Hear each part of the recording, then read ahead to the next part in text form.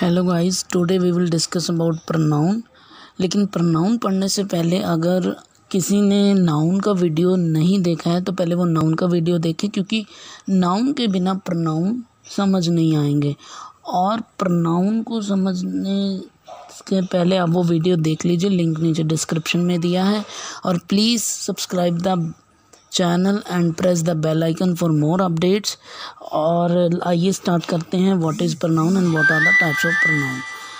Pronoun क्या है? Pronoun is a word which is consisted of pro and noun.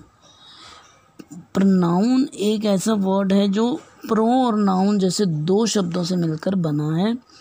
Pro का मतलब होता है फॉर और नाउन का मतलब होता है किसी भी name of a place, person and thing, यानी भी किसी भी जगह, किसी भी पर्सन या किसी भी चीज़ का नाम नाउन होता है। तो प्रोनाउन क्या है? Pronoun is a word which is consisted of pro and noun, यानी कि फॉर द नाउन। जो ऐसे वर्ड्स जो किसी व्यक्ति के नाम या किसी जगह के नाम या किसी चीज़ के नाम के जगह पे यूज़ होते हैं, उन वर्ड्स को प्रोनाउन कहते हैं। और इसमें एग्जांपल्स क्या हैं हमारे? He, it, hers, me, them, this, that etcetera are all pronouns. ठीक है, ये सारे क्या हैं? प्रोनाउंस हैं। आगे इनके कुछ टाइप्स हैं। सबसे पहला टाइप है हमारा पर्सनल प्रोनाउन। अब पर्सनल प्रोनाउन क्या होगा? Personal pronoun is a pronoun that is related mainly to a particular person, animal or an object. किसी भी पर्टिकुलर पर्सन के बारे में अगर कोई बात हो रही है तो वो पर्सनल, और उस पर्सन के नाम की बजाय कुछ और वर्ड्स इस्तेमाल हो रहे हैं तो वो क्या हो गए? पर्सनल प्रोनाउन हो गए। और ऐसा नहीं है कि सिर्फ पर्सन, किसी चीज़ के बारे में भी हो सकता है या किसी एनिमल के बारे में भी हो सकता है। तो जैसे आई है, यू है, ही है, शी है, इट है, वी है, दे है, me etcetera are all personal pronouns. अब इनकी जैसे एग्जांपल्स देखो। जैसे आप माय बेस्ट फ्रेंड का ऐसे लिखते हो, तो अब आप जैसे आप बोलो एनी वन, जैसे एज आई से गौरव इज़ माई बेस्ट फ्रेंड, तो अब मैं हर सेंटेंस में गौरव नहीं लिखूँगा। क्यों? क्योंकि अगर मैं गौरव ही लिखता रहूँगा तो वो पूरा ऐसे जो है या पूरा जो पैराग्राफ है वो किससे भर जाएगा? सिर्फ गौरव गौरव लिखने से ही भर जाएगा। अब हमें गौरव की जगह पे हम क्या लिख रहे हैं? जैसे गौरव इज़ अ बॉय, तो उसके लिए अब क्या लिखेंगे? उसकी जगह पे हम लिखेंगे ही। ठीक है। अगर मान लो गौरी होता, अगर कोई लड़की का नाम होता Rajni and Gaurav and all, Gauri and all, तो क्या होगा कि वहाँ पे शी आ जाता। लेकिन अगर लड़का है तो वहाँ पे ही आएगा। तो जैसे he is an intelligent boy, he has a good communication skills, तो ही क्या है? हमारा पर्सनल प्रोनाउन है। ठीक है। और जैसे अब इसमें भी ऐसे ही है कि अ काउज मिल्क इज़ न्यूट्रिशियस। तो अब ये काऊ पे है। आप काऊ का भी पैराग्राफ लिखते होते थे तो आप लिखते होते थे ना, it has 2 ears and 1 long tail etcetera. तो ये क्या है? हमारे पर्सनल प्रोनाउंस हैं। जो कि अब काऊ का अगर नाम होता, अगर मान लो काऊ का नाम होता, कुछ भी लोग रखते हैं, तो वो क्या होता? नाउन होता। अब काऊ के नाम की बजाय हम लोग क्या कह रहे हैं? इट लगा रहे हैं। तो इट क्या है? वो पर्सनल प्रोनाउन है। अब आई होता है जो अपने लिए यूज़ होता है, यू होता है जो सामने वाले तुम के लिए यूज़ होता है, ही जो लड़के के लिए नाम की बजाय यूज़ होता है, शी लड़की के नाम की बजाय यूज़ होता है, इट जिसका हमें जेंडर नहीं पता होता।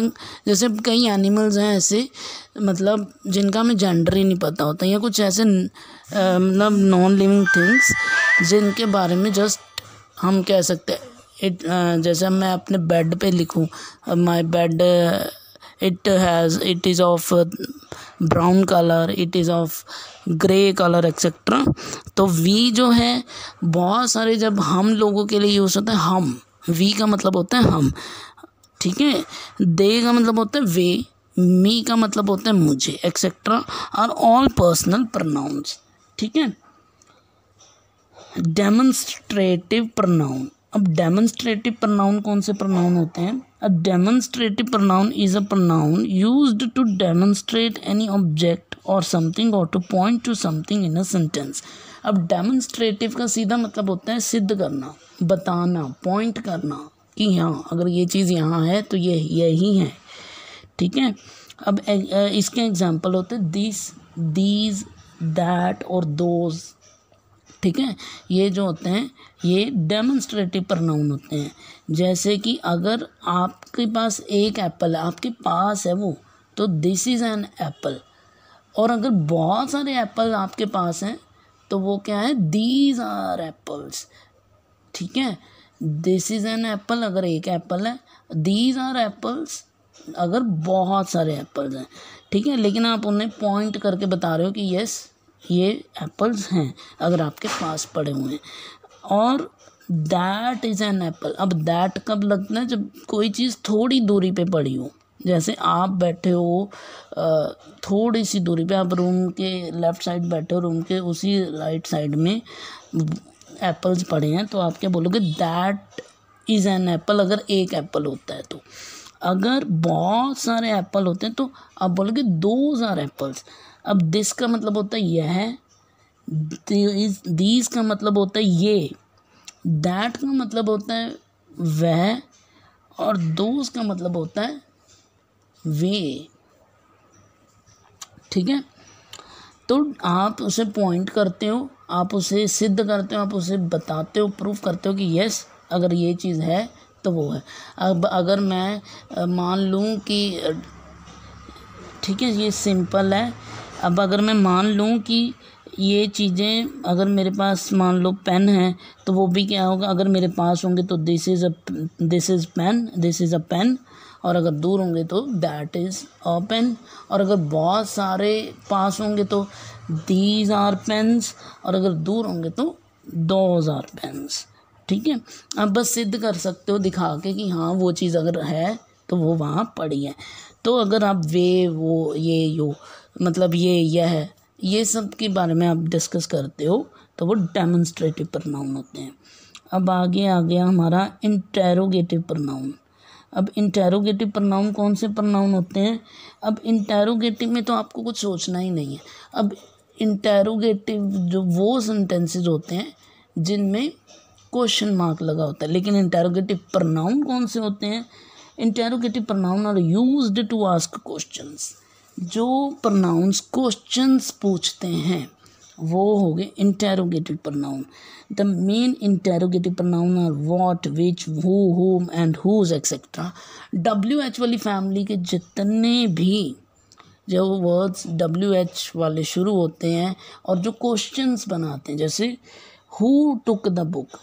अब अगर मुझे पता होता कि ये बुक किसने उठाई है तो उसका नाम होता अमन टुक द बुक। तो अमन तो नहीं है यहाँ पे, अमन की बजाय किसी और वर्ड का इस्तेमाल हो और वो वर्ड क्या है? हु। तो हु क्या हो गया? एक प्रोनाउन हो गया। अब वो किस सेंसेस में है? वो एक क्वेश्चन पुट कर रहा है, तो वो क्या हो गया? इंटेरोगेटिव प्रोनाउन, ठीक है।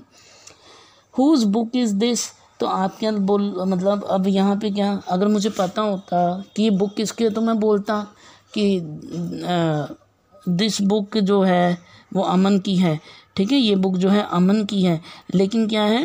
हुज आ गया। अब यहाँ पे किसी का नाम आना था लेकिन अब क्या आ गया? कुछ और वर्ड आ गया जो हुज, यानी कि दिस बुक इज़ ऑफ अमन, या ठीक है। Which colour do you like, तो अगर आप उस यू लाइक, अगर वो बोलता आई लाइक रेड कलर, तो वो क्या होता? रेड कलर क्या होता है? एक नाउन होता, बट उसने किसी कलर का नाम नहीं बताया। अब उसकी जगह पे एक वर्ड यूज़ हुआ विच, ठीक है। तो विच क्या है?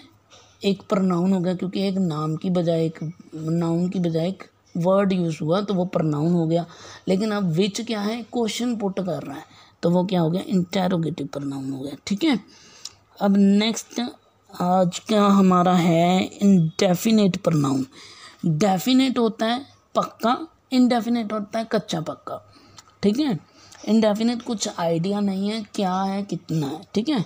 Indefinite pronouns do not refer to a specific person or thing already named, and और ये क्या है कि कुछ पक्का नहीं होता, ये वही कह रहा है, do not refer to a specific person, किसी एक पर्सन के बारे में डिस्कस नहीं करते हैं, किसी एक चीज़ के बारे में डिस्कस नहीं करते। जो प्रोनाउन, वो प्रोनाउन इंडेफिनिट प्रोनाउन आते हैं, जैसे anyone, someone, little, much, all, everyone etcetera are indefinite pronoun.